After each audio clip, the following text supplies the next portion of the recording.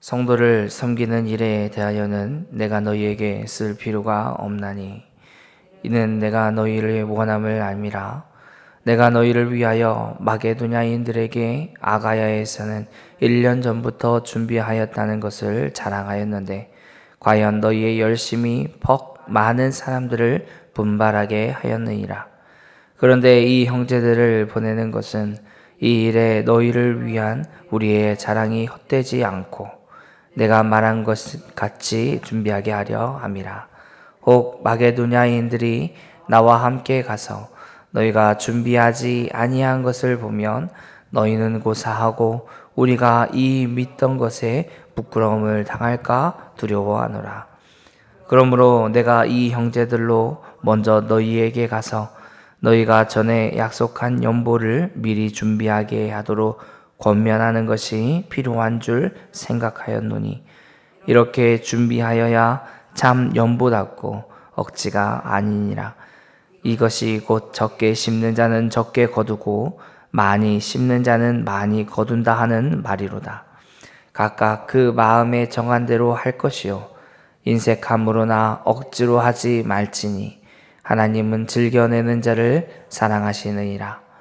하나님이 능히 모든 은혜를 너희에게 넘치게 하시나니 이는 너희로 모든 일에 항상 모든 것이 넉넉하여 모든 착한 일을 넘치게 하려 하심이라.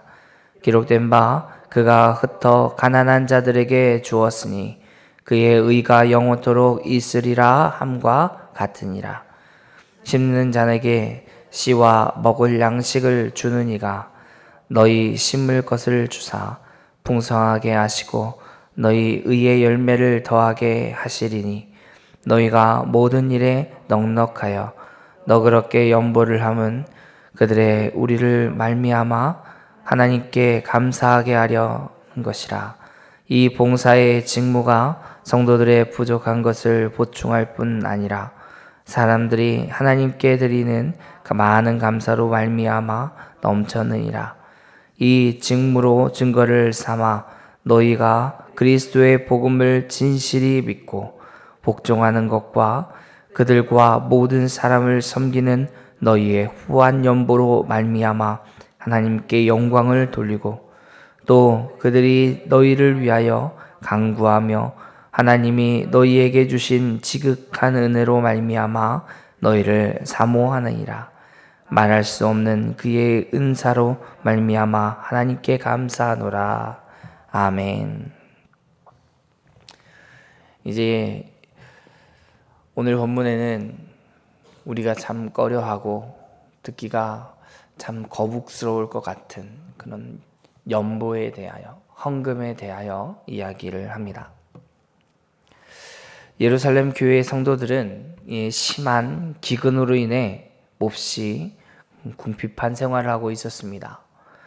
바울은 고린도 교회에 자원하여 헌금을 하는 것을 준비하였다라고 자랑을 했고 이것을 들은 마게도냐 교회의 성도들은 고린도의 그 교회의 성도들을 본받아서 열심히 헌금에 참여했던 것이죠.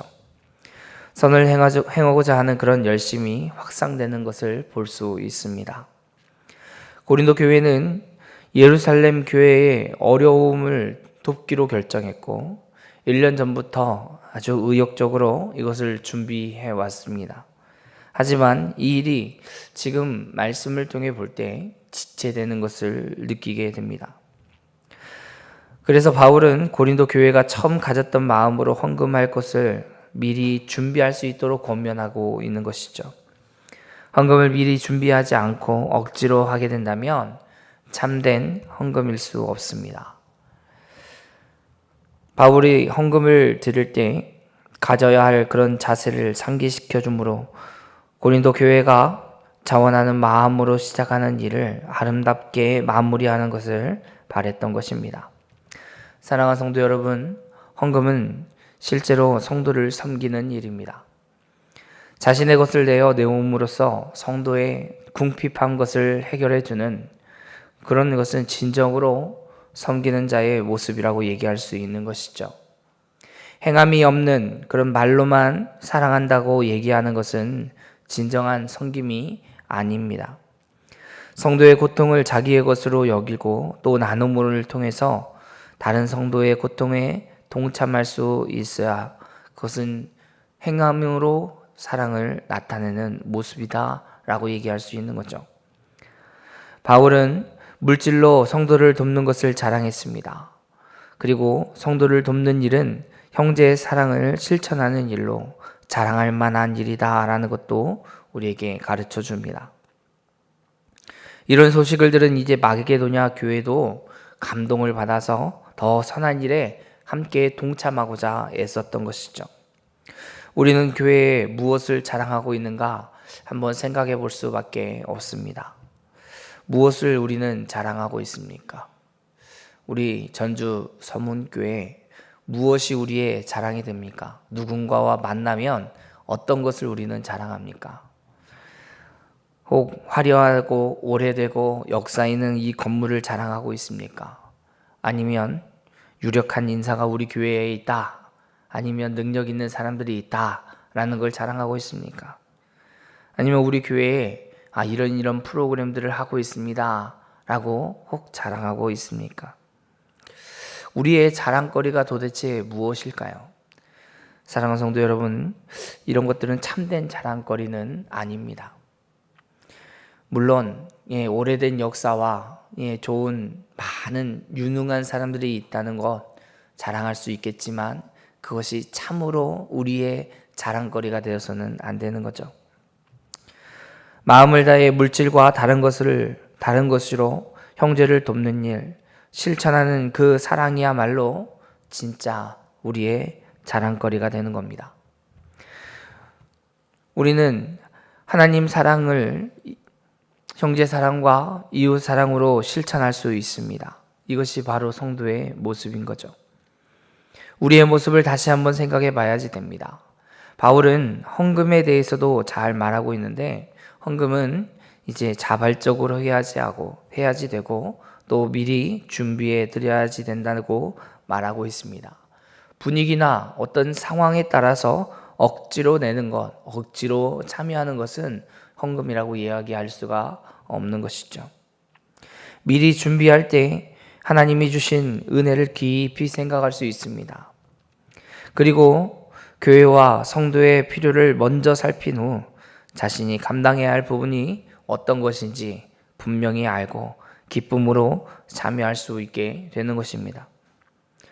또한 헌금은 인색하지 않게 그리고 즐거운 마음으로 해야지 되는 것이죠. 하나님은 우리에게 인색한 적이 한 번도 없으십니다. 언제나 풍성한 은혜를 우리에게 부어주셨기 때문에 그렇습니다. 하나님의 무한한 은혜를 아는 교회는 인색함이 없이 넉넉하게 하나님께 드려지게 되는 거죠.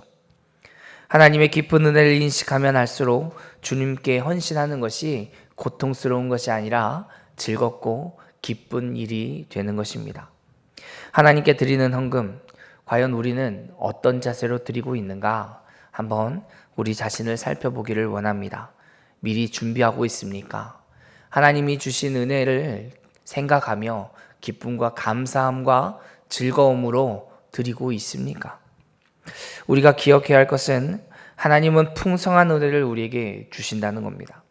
그리고 아낌없이 사랑을 베풀어 주셔서 자기를 위해 살아가는 그런 삶이 아니라 이기적인 삶과 물질의 욕심으로 살아가는 그런 삶이 아니라 하나님의 은혜를 나타내며 사랑으로 또 섬김으로 그렇게 살아가기를 주님이 기뻐하신다는 걸 우리는 기억해야 되는 것이죠. 바울은 참된 헌금에 대해서 설명할 때 씨를 뿌리고 거두는 비유에 대해서 이야기합니다. 헌금은 단순히 자신의 것이 사라지는 것이 되기도 합니다. 헌금을 드리게 되면 우리 주머니에 있는 돈이 사라지죠. 하지만 후에 받게 되는 것은 헌금의 영적인 원리라고 얘기할 수 있습니다. 이것은 하나님을 의지하는 믿음의 변화이기 때문에 그렇습니다. 하나님은 즐겨내는 자를 사랑하시죠. 성도는 이미 하나님의 사랑을 받은 자로서 그 사랑을 실천하며 살아가는 그런 존재입니다. 만일 사랑을 실천하지 않고 물질에 욕심을 버리지 못하고 있다면 우리가 하나님을 사랑한다고 말하는 이것은 거짓된 것이다 라고 얘기할 수 있는 거죠. 하나님을 살았다고 말하는 것을 증명할 수 없는 그런 삶을 살고 있는 것입니다. 하나님은 지극히 작은 자에게 냉수 한 그릇이라도 준 자는 결코 그 상을 잃지 않겠다라고 말씀하십니다. 그러면 우리는 어떻습니까? 헌금을 드리면서 즐거워하고 있습니까?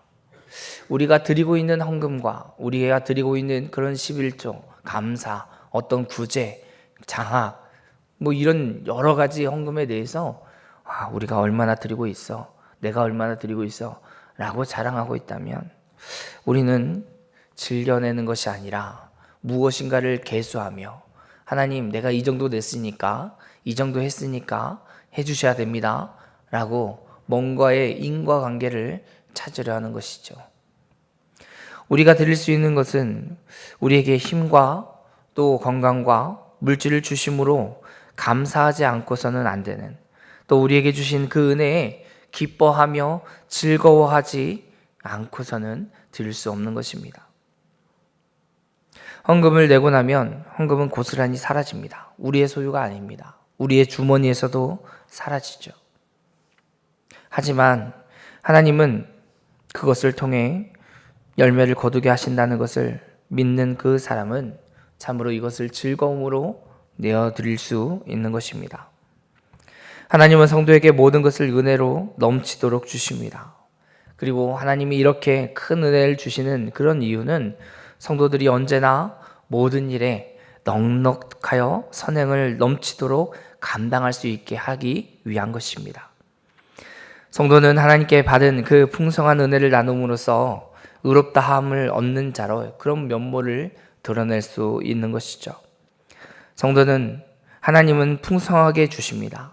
그리고 성도는 그 풍성하게 받은 것을 심어 의의 열매를 맺는 자들이죠. 우리에게 주신 것, 우리는 어떻게 드리고 있습니까? 이것은 우리가 착한 일을 하도록 하기 위함인 거죠.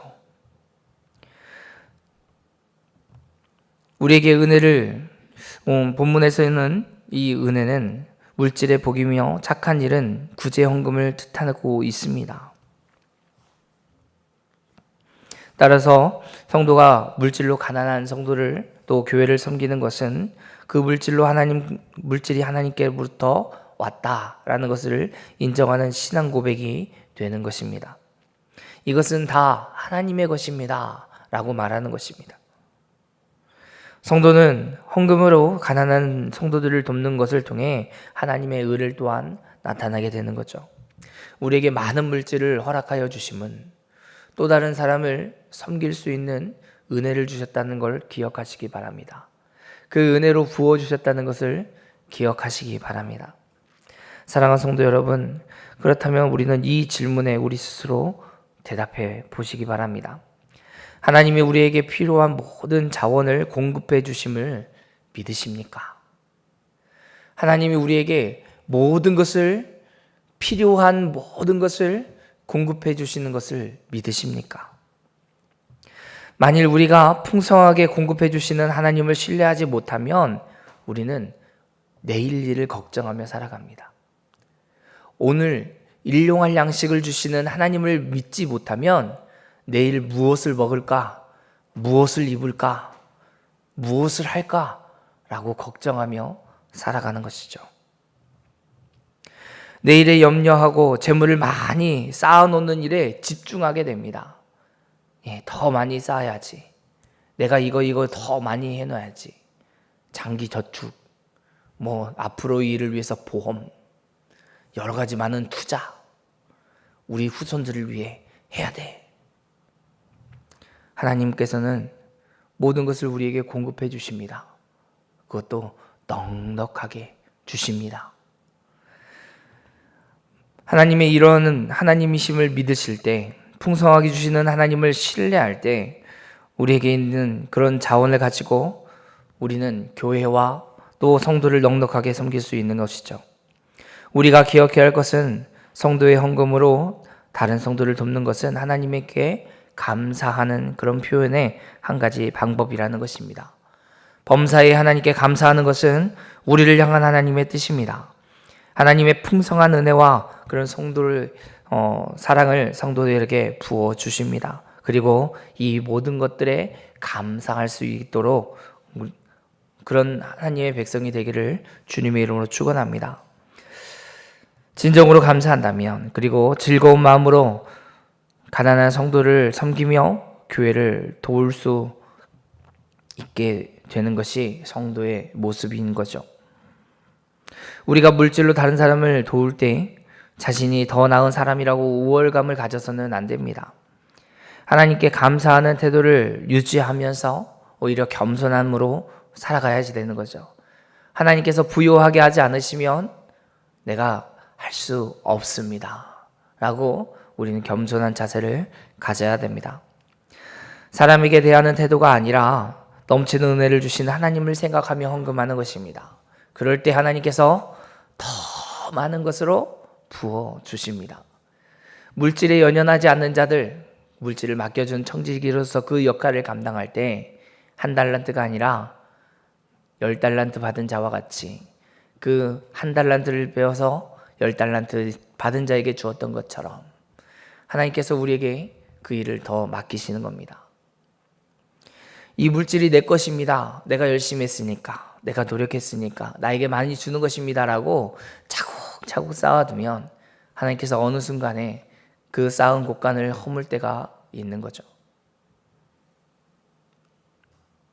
우리는 단지 하나님이 다른 성도들에게 은혜를 주실 때 사용되는 통로일 뿐입니다.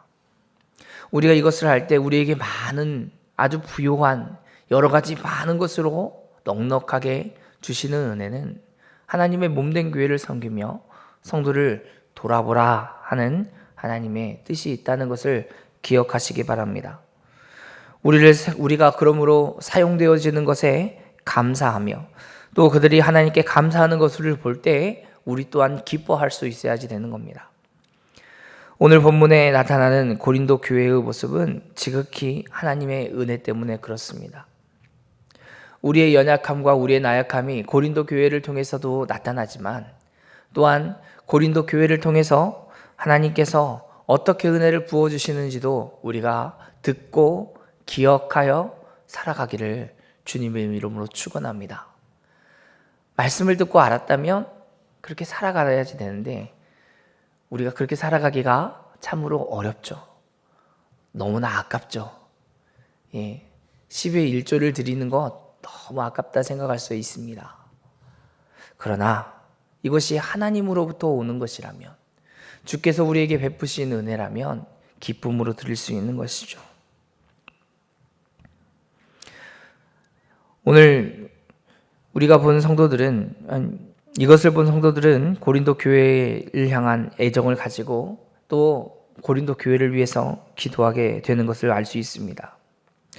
복음을 믿는 믿음은 물질로 돕는 그런 사랑의 실천으로 나타나고 그 결과는 교회는 사랑으로 하나 되는 하나님께 영광 돌리는 모습으로 드러나게 되는 것이죠. 사랑하는 성도 여러분, 헌금으로 다른 사람을 돕는 것은 복음을 진실히 믿고 순종한다는 뜻이 되는 겁니다. 하나님과 재물을 겸하여 섬길 수 없다라고 예수님은 분명하게 말씀하십니다. 하나님과 재물을 섬기는 동등된 위치에 두고 비교하고 있는 거죠.